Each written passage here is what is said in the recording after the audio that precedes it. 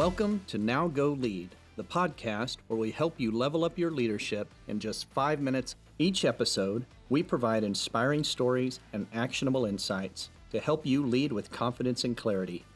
Whether you're a seasoned leader or just starting out, our goal is to give you the tools and motivation to level up your leadership game.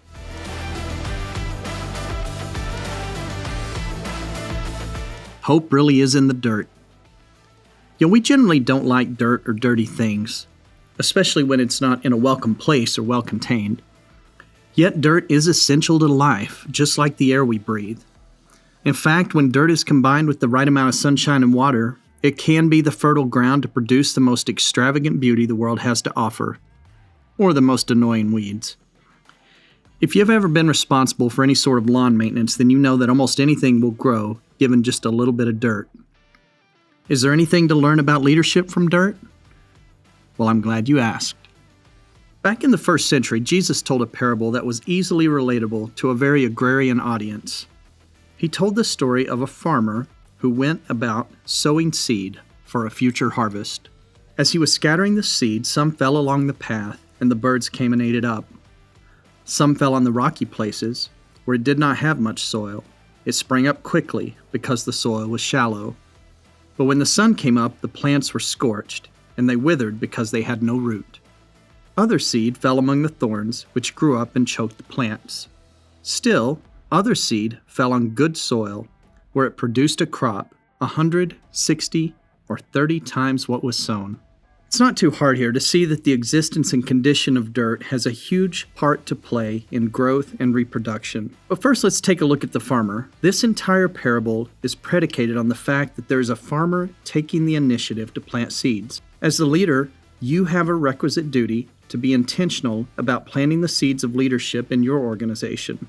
It's not optional, and without it, you will see no growth and have no hope for a future. What I love about this story is that the farmer is not necessarily concerned with where the seed is going to take root or how it will grow. The most important thing is that he's planting the seed. The soil and the conditions will determine the outcome of the effort.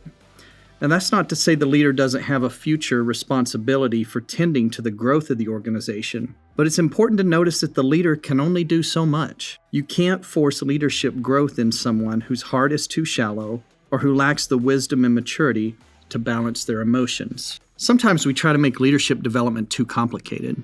We are constantly looking for the perfect place to sow our seeds, or we become too selective about what we share because we don't want to waste a single moment.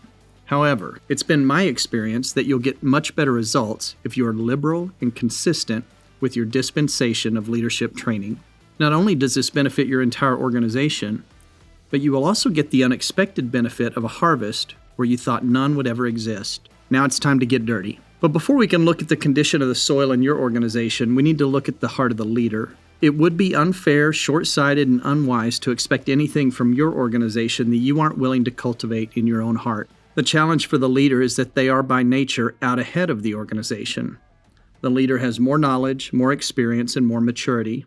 The evils of pride and arrogance are subtle intruders that can create a fine callus on an otherwise healthy heart for leadership. You must not only keep your heart fallow, but you must also be putting yourself in the path to receive seeds of growth from others. The leader who is growing will also have a heart that is kind towards those in the organization who are experiencing growing pains of their own. It creates an essential empathy that allows the leader to gently guide the organization with understanding. Now, you'll generally have a wide variety of hearts in your organization. Some of them are hard and calloused, others are shallow, some are too busy, but hopefully a few that are rich and fertile. As a leader, you need to be aware of those heart conditions because you will need to work with those individuals to help them understand why growth isn't happening according to their expectations. The leader is often the only one with the perspective to assess what is happening and what can be done to improve the health of the heart. Calloused and hard hearts are the most difficult places to develop leadership growth. These individuals often have a thick layer of pride, arrogance, or indifference that is built up over years of living under bad leadership, bad parenting, or difficult life experiences. They have become jaded to the point that they can no longer trust that there is anything or anyone good out there who really wants to help them. To them, being open and fallow is just another risk of being disappointed. If you are committed to growing something inside these people, you must be willing to take the long approach and bring along the tools necessary to break away the hard places to get to the soft heart that lies beneath. This could take years and may even be out of your depth as a leader. Oftentimes, professional help and special counseling is required to help move these individuals forward. Depending on your organizational goals and timeline, you may need to make a judgment call about the best use of your leadership bandwidth. Unfortunately, at some level, you can't help those who aren't willing to help themselves. Now, shallow hearts, on the other hand, can be a deceptively easy place to grow leadership. Often, these individuals are eager to learn and give their time to your teaching. They'll quickly digest what you give them and often show quick results that appear to be real growth and change. However, the leader must be patient to see if the growth has roots deep enough to support lasting change. The growth from a shallow heart will fade away when the heat of reality sets in, because they have nothing deep to sustain them through the rigors of the journey. Often the solution to growing shallow hearts is to step back and work on depth.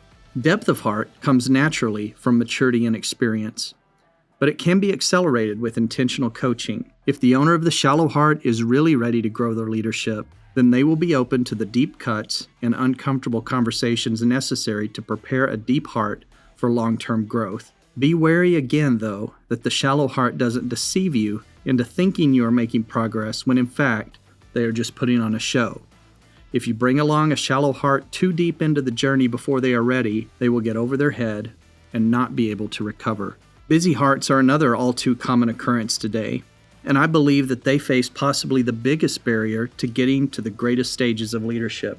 Tragically, busy hearts are often found inside individuals with the greatest unmet potential. They have all the right conditions to develop deep roots and sustain long-term growth. However, they struggle with priorities. Instead, try to make it all work without making the necessary sacrifices to see real growth.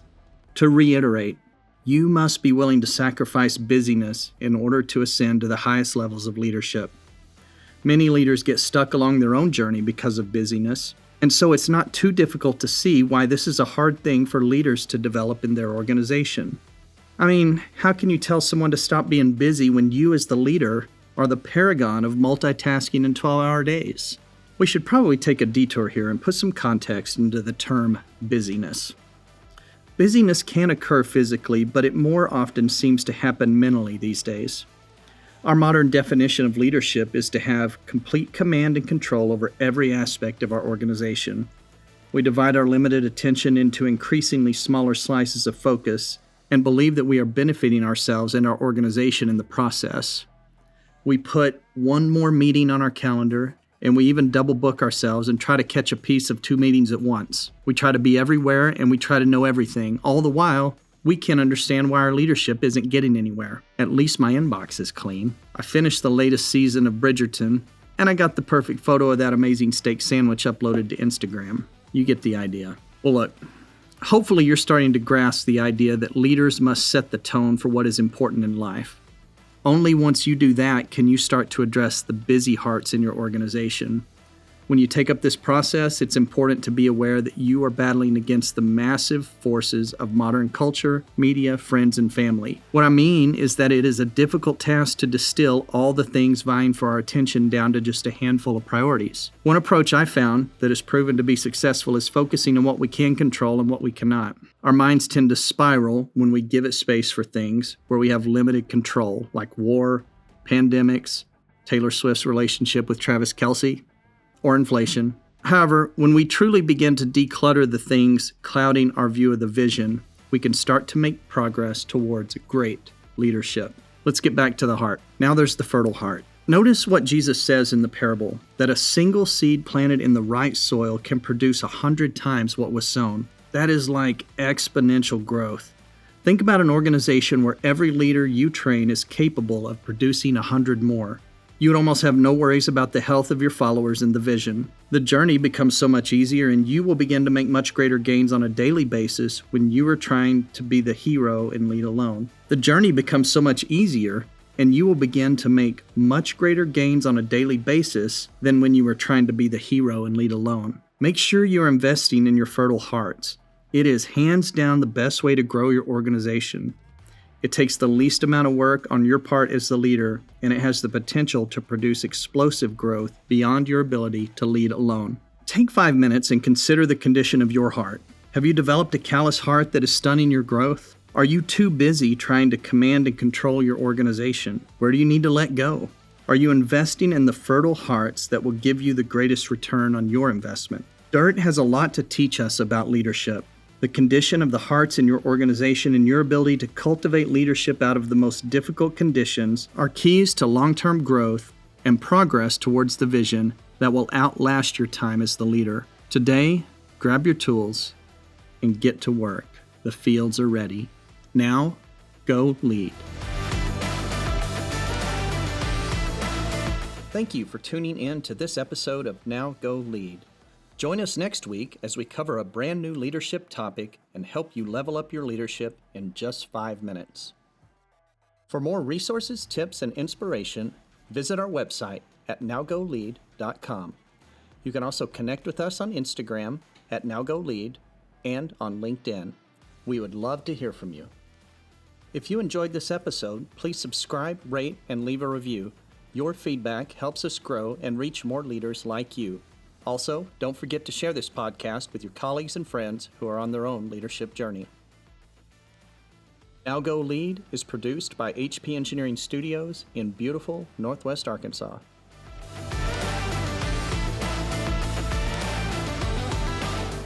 Now go lead.